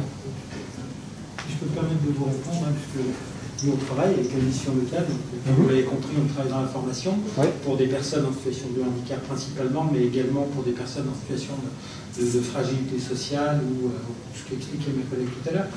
Pour répondre à votre question, moi je suis issu des banlieues, j'ai été de Mayet, donc le problème de cette génération d'immigrés, etc., qui s'intègre plus ou moins bien à la France, etc., je pense que je le connais un petit peu. Aujourd'hui, la vraie problématique, c'est effectivement, vous avez une minorité de gens, et vous le savez tous, il y a une minorité de délinquants. Moi j'ai habité 15 ans à Rieux, il y avait 15 familles à Rieux qui posaient problème, j'ai été élu à Rieux, donc je sais encore bien de quoi je parle. Il y avait une quinzaine de familles qui perturbaient tout, qui foutaient la zizanie dans les quartiers, mais la justice, la police, et je suis fils de gendarme, donc je sais aussi de quoi je parle, était un petit peu dans l'impossibilité de résoudre ce problème, parce qu'effectivement, notre système, je suis un ex-juriste, notre système judiciaire et juridique fait que parfois, vous avez un délinquant qui sort de sa garde à vue, ou pas de sa garde à vue, mais qui sort de la gendarmerie avant même que les gendarmes aient fini de faire leur rapport. Donc effectivement, il y a un vrai problème, et je pense que de ce point de vue, Blandine l'a dit tout à l'heure, il y a une action qui est en train d'être faite, au-delà de ce que fait M. Darmanin, avec qui je ne suis pas toujours d'accord, mais au-delà de ce que fait M. Darmanin, il y a une action au niveau de la justice qui semble être prise en main, qui va peut-être donner des solutions à la force publique et à l'exécutif. Là où je veux quand même revenir, pour poursuivre ce que disait Madame et répondre à votre question, nous on est confrontés à un problème qui est et vous venez de le citer volontairement, c'est ce cumul de dispositifs et qui font qu'en réalité, on est face à un frein. On est face à un frein. Nous, on travaille avec vous, on travaille avec les missions locales, on travaille avec la BNI, on travaille avec Pôle emploi, on travaille avec Cap emploi, on travaille avec la GFI. On est un organisme un peu particulier, on a des résultats qui sortent de l'ordinaire pour une seule raison. C'est qu'on fait ce que font les agriculteurs, on fait du producteur au consommateur. Et Claudette, qui est ici, qui travaille avec nous, est la représentante du salon Diagora, qui fait exactement la même chose que nous. C'est-à-dire qu'on met en place un lien direct entre l'employeur, le demandeur d'emploi, avec un seul intermédiaire. Accessoirement, c'est nous, mais parfois ce sont d'autres confrères organismes de formation ou d'autres entreprises. Mais en tout cas, il faut réduire tous ces intermédiaires qui sont un frein à l'emploi, et pour ces jeunes, qui sont effectivement pour certains des délinquants, c'est dans leur gène peut-être, je ne veux pas porter de jugement, mais peut-être que ce sont des délinquants de circonstance. C'est-à-dire que ce sont des jeunes qui auraient pu faire comme j'ai fait, c'est-à-dire avoir un père un peu plus strict, nous forcer à suivre les cours, etc. Et puis sortir de ce créneau et de ce cercle. Alors ces jeunes, malheureusement, ils sont confrontés, ces gens sont confrontés à un circuit qui est très lourd. Et vous le savez très bien, vous êtes aussi contraints par tous ces dispositifs. Et aujourd'hui, mais vous me parlez d'un dispositif de la région, de la métropole, nous on est confrontés à ça. La mission locale a un dispositif efficace, mais ce n'est pas un dispositif qui s'adresse aux délinquants, c'est pour... Et de belles actions. Et de belles actions, soyez tranquilles, on n'est vraiment pas là pour vous mettre, vous jeter la pierre, nous on participe avec vous et on a sûrement de vos collaborateurs avec qui on a des relations très directes. Et on arrive à mener des actions avec des conseillers Pôle emploi qu'on critique à tout va, mais qui sont hyper efficaces et qui mouillent la chemise pour ramener une personne à l'emploi. Donc si vous voulez, moi je peux faire autant de témoignages. Quand j'avais vu le témoignage sur Pôle emploi, les feignants de Pôle emploi, je leur dis mais interrogez-nous, on va vous en montrer des conseillers Pôle emploi qui se mouillent, qui prennent des risques pour emmener une personne à l'emploi. Mais chaque fois qu'on fait une action de formation ou que Claudette, une des annonces qu'elle a des employeurs, fait matcher avec un demandeur d'emploi, on est super content à chaque fois pour un emploi. Mais c'est ce cumul, tout ça. Le frein, et je crois qu'un des... Vous savez, on dit l'oisiveté, la mère de tous les vices, mais c'est vrai. C'est vrai, ces gamins ou ces jeunes qui traînent dans les banlieues, qui traînent dans les quartiers, qui traînent maintenant dans le centre-ville, ce qui explique l'insécurité là, peut-être que si on leur donnait autre chose que du désespoir, peut-être que si on les amenait à se revaloriser, à reprendre confiance et à refaire des études, parce qu'il y en a qui sont très intelligents, on le voit bien, tous les talents qu'on va chercher dans les banlieues, etc. Je crois que notre problème, c'est qu'on s'est spécialisé dans des tas de dispositifs, du surdispositif, etc., etc. Et que si on raccourcissait un petit peu tous ces chemins, eh bien tout le monde s'y retrouverait, y compris vos conseillers qui sont pour tous très engagés, et je ne le dis pas parce que vous êtes là, parce qu'on le pense sincèrement, et nous on est sans arrêt en train de proposer des choses innovantes, et chaque fois on trouve des conseillers, ou des conseillers Pôle emploi, des gens de la MMIE, qui suivent parce qu'ils se disent putain, on fait quelque chose de beaucoup plus rapide, beaucoup plus direct, même si on se bagarre parfois, on y arrive. Donc si nous on y arrive pour 5, 10, 15, 20 personnes, on a formé 200 personnes l'année dernière, sur 200 personnes, il y en a 150 qui sont pour l'emploi. C'est tout ce qu'on vend, et on va chercher, et je le dis, on vend des formations beaucoup plus chères que les autres, on vend des tas de services beaucoup plus chers. Mais je l'assume, parce que derrière, on a un résultat. On travaille avec la région, on vend des programmes à la région qui sont 2 fois plus chers que les autres. Oui, pardon, je monopolise.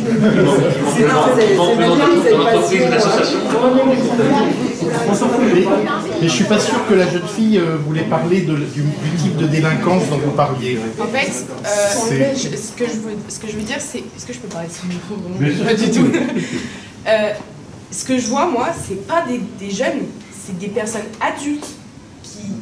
Enfin bon, c'est des personnes de 30 ans, etc. Et pour moi, c'est un problème aussi d'éducation. Il y a des jeunes, des délinquants, mais pas forcément des délinquants. C'est ce que je disais tout à l'heure à ma mère. Il y a des gens qui sont en école de commerce, qui font des choses horribles dans les métros, etc. L'école de commerce, quand on sait combien ça coûte, voilà, genre, il y a des gens qui font de bonnes études, qui font ça, c'est un problème d'éducation. Et pour moi, l'éducation, ça ne passe pas que par les parents, ça passe aussi par l'école. Et pour moi, on devrait, excusez-moi, mais avoir un cours, en fait, enfin, étudier aux jeunes à l'école, qu'il y a des choses qui ne se font pas. J'ai toujours le souvenir de mon prof d'économie qui a demandé, pendant ma première, il a demandé aux filles de lever la main si elles avaient une fois été agressées. Toutes les filles ont levé la main, et les hommes étaient choqués, en fait, ils ne pensaient pas qu'il y avait autant de filles, et on ne sensibilise pas assez à ça. Quand j'étais aux États-Unis, on a eu un cours justement sur les agressions sexuelles, sur les dangers, pour sensibiliser. Je parle des hommes parce que c'est généralement des hommes, mais pour sensibiliser, en France, on ne fait pas ça. Et c'est très dommage parce que ça passe par l'éducation, essentiellement l'éducation. Et honnêtement, il y a on dit délinquants, qui ont une bien meilleure éducation que d'autres personnes, très sincèrement, et qui ont beaucoup plus de respect pour la femme que des personnes qui ont plus d'argent, qui ont des emplois, etc. Vous avez raison. C'est du vécu et on ne peut pas le contester, c'est une certitude. Voilà.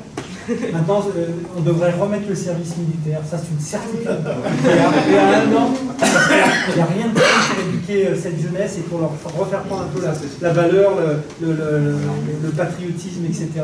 Et effectivement, les cours d'éducation civique, c'est un manque. C'était pas au service militaire qu'on apprenait à respecter les femmes. Hein. Non. Je suis assez d'accord avec vous. Vous savez, quand on développe le respect des uns, des autres, etc., dedans, il y a forcément le respect des femmes. Sinon, ah mais c'est vrai, moi c'est une idée que j'ai très longtemps défendue, parce que j'en suis convaincu aussi. Il n'empêche, voilà, les militaires, maintenant qu'ils sont professionnalisés, ont plus le temps de faire ça et ne savent pas. Et puis accessoirement, et moi c'est ce que j'ai découvert, parce que vraiment je me suis battu pour qu'on en remette un vrai en place.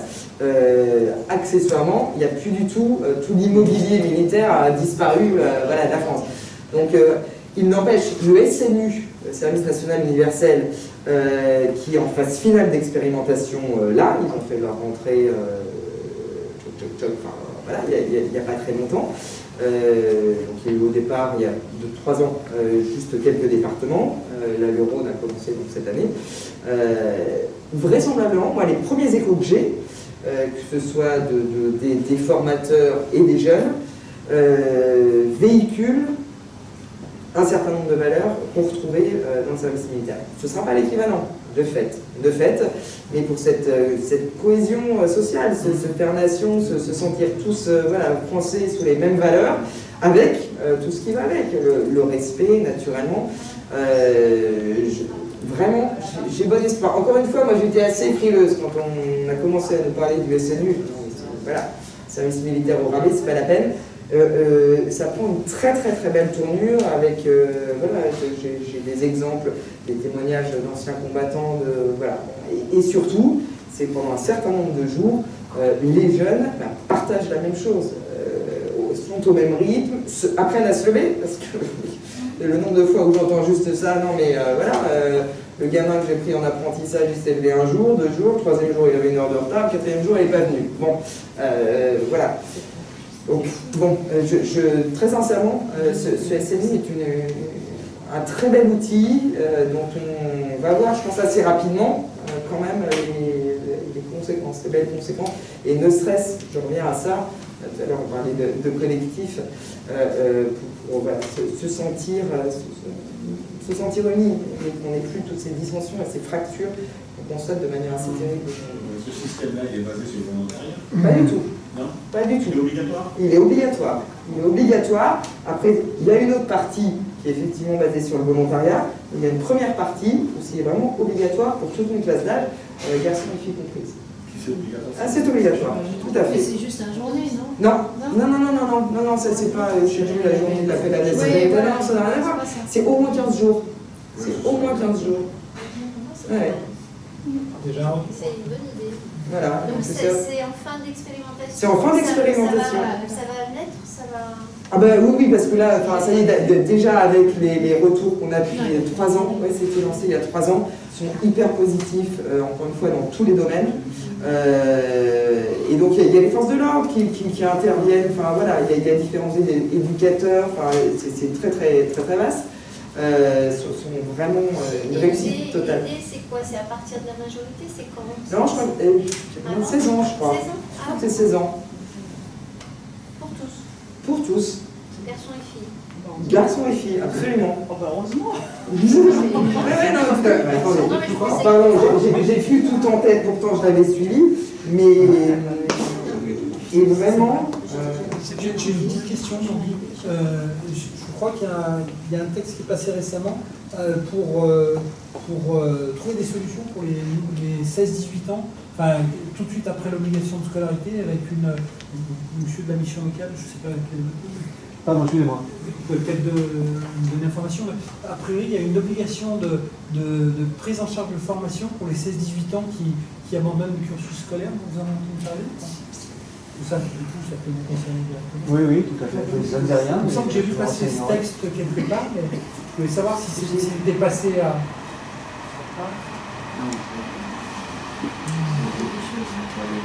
Parce que là, pour le coup, ça c'est aussi une des solutions pour augmenter la formation de nos jeunes et puis les amener à... Qu'est-ce que j'ai sur la jeunesse? Parce que je m'étais fait une petite fiche sur la jeunesse, parce que c'est effectivement primordial. Moi j'ai noté obligation de formation portée de 16 à 18 ans, alors que chaque année 80 000 jeunes sortaient du système scolaire sans qualification. C'est ça. Voilà, c'est effectivement acté. Alors quelle forme ça va prendre, pardon. Alors que, comme je dis à chaque fois avec beaucoup d'humilité, mais sans aucun souci, je ne peux pas être une spécialiste en tout. Il y a naturellement des domaines dans lesquels je me spécialise. Celui-là, voilà, et je suis nettement moins à l'aise. En revanche, ça fait partie effectivement des points pour aider notre jeunesse. Encore une fois, beaucoup besoin.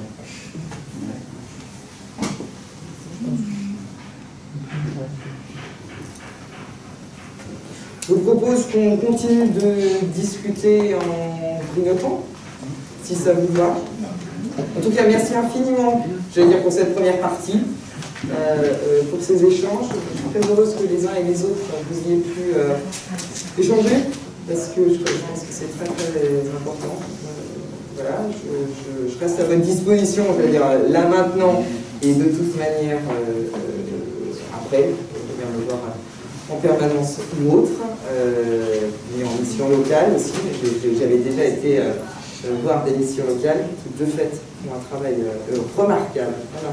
Elles ont été un peu en difficulté il y a 2 ans. Voilà. Et on était un certain nombre à se battre en disant que sur le terrain, au plus près, voilà, on avait absolument besoin de lui. Je passe maintenant. Merci à vous aussi. Merci beaucoup. Voilà. Et je tiens encore une fois, on va éteindre les écrans. C'est Darmanin qui a dit justement qu'il fallait arrêter les réseaux sociaux et se mettre au réseau bistrot. Alors, se mettre au réseau bistrot.